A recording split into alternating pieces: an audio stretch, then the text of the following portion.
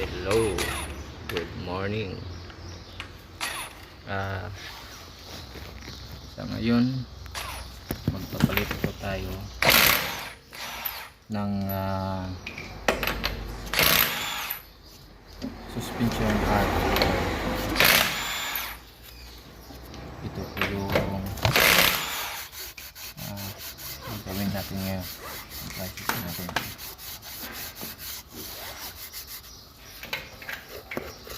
Ayan, tinanggal po natin yung gulong sa mga oras ito. Gumamit po tayo ng impact wrench at yung iwan na socket, dip socket po ginamit natin. Tapos may yung mga bolts din po niya, may mga special socket tool po na galing pa po manufacturer. Gumamit po tayo ng special socket. Yan guys, natanggal na yung gulong. At sa time na to may kukunin po tayo, parang ilaw po ata. Habang nagbo-voice over po tayo, naglilinis po tayo ng cylinder head na yun. Daihatsu Terios po.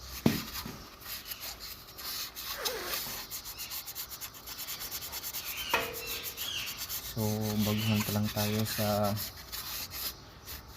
pagbablog at ito ng video pa to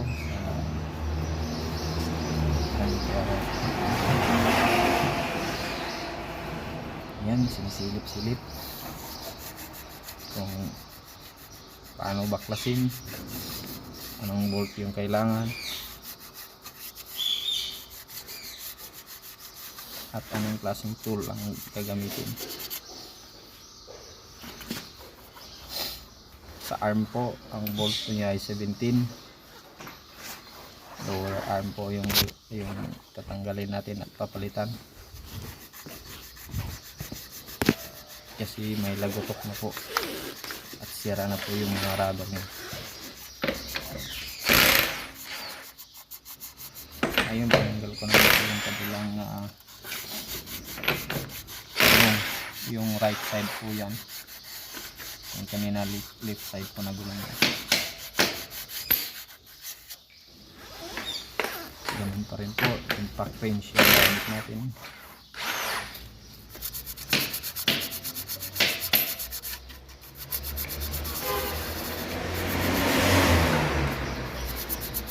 So hindi po tayo eksperto sa mga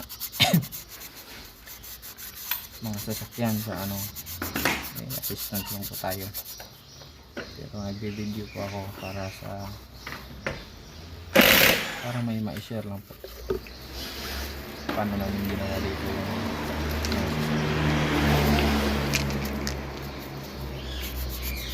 yan. Pinakita ko po dyan yung special na nut, na bolt pala, kasama nung mga normal lang na bolt. Ano ang pagkaiba niya? Yung hugis ng yung korte ng kanyang ulo ng nut. Hindi po yan basta-basta matatanggal ng normal lang na nut kasi wala po siyang corner, bilog po yung corner. Ayan, sinipa na po kasi yung tigas, tanggalin. Ayan, tanggal na.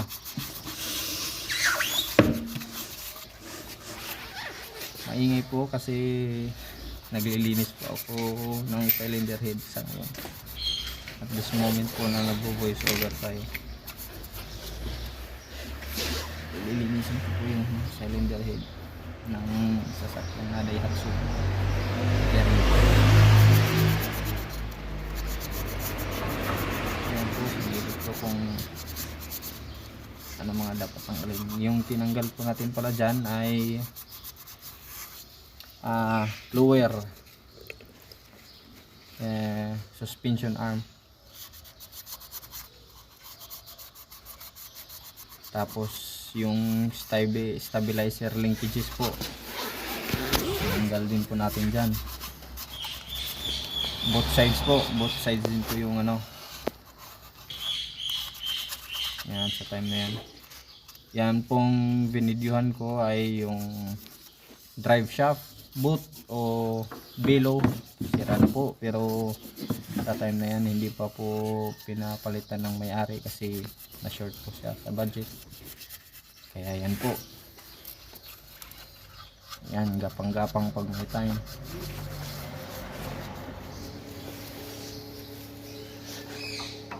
Yan, makikita dyan yung paano natin tinanggal gamit ang mga yabi 17.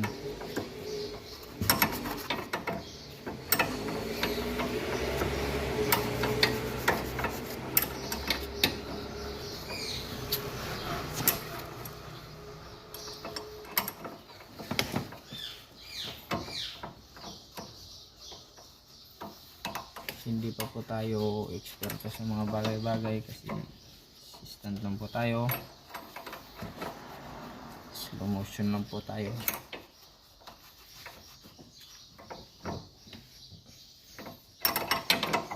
So mga suggestion po, i-comment ko lang po sa baba.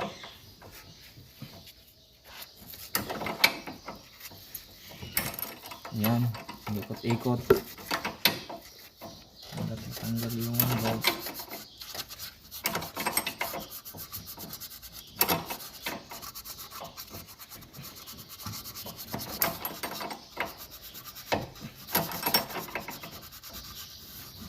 So ayan, nagsimula po tayo sa linkages dyan. Kaso sa video na to hindi ko po na-videohan yung pagkabit kasi short po sa storage yung cellphone ko, kaya yung video na to ay pagbaklas na po part 1, pero yung part 2 sana na pagkabit hindi ko na po na videohan kasi napuno. Ayan, tumulong po tayo sa ilalim. Ngayon tinira ko naman po yung may rubber band mahawak saan. Yung paston tuloy yung ginamit ko dyan, number 17 nasa. Yung sasakyan po pala ay Mazda, hindi ko matandaan yung brand, basta Mazda po yung hinira natin dyan. Yung model pala, basta yung brand Mazda. Yan, tayo na naman.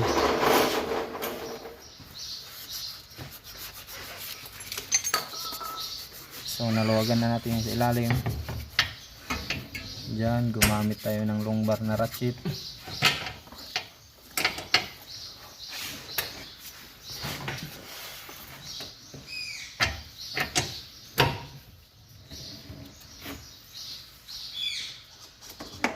Ayun, baligtad yung pagkatira, pahigpit. Mali po yun, mali po ako doon, hindi ko na po natansya, nalito na po.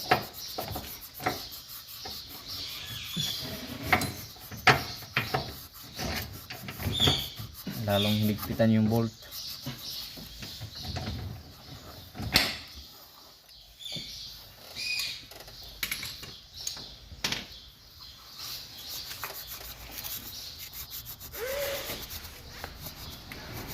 So ayun, sa time na po yan, pinas forward ko na lang po kasi short po yung storage natin. Yan, natanggal na po dyan, natanggal ko na po yung right side. Yan, so kita mo na.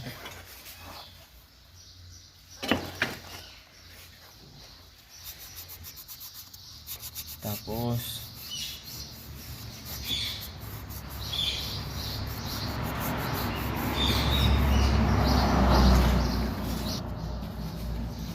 dyan naman po tayo sa kabila. Pinas forward ko na rin po pagtanggal na to. I-short po tayo sa ayusin ko pa yung yan, silip. Tapos may special tool po tayong nadala dyan. Yan, matigas.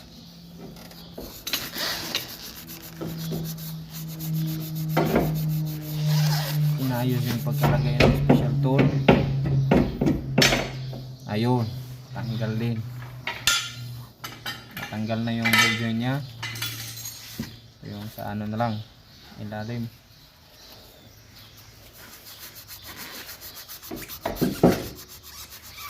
Yun, natanggal na po.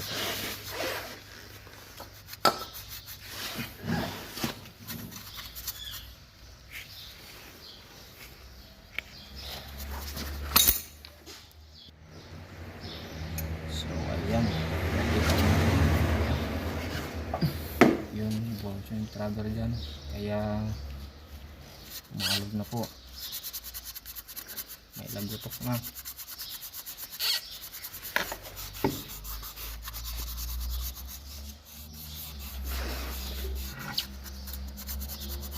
So ayan, tapos lang tanggalin yung dalawa.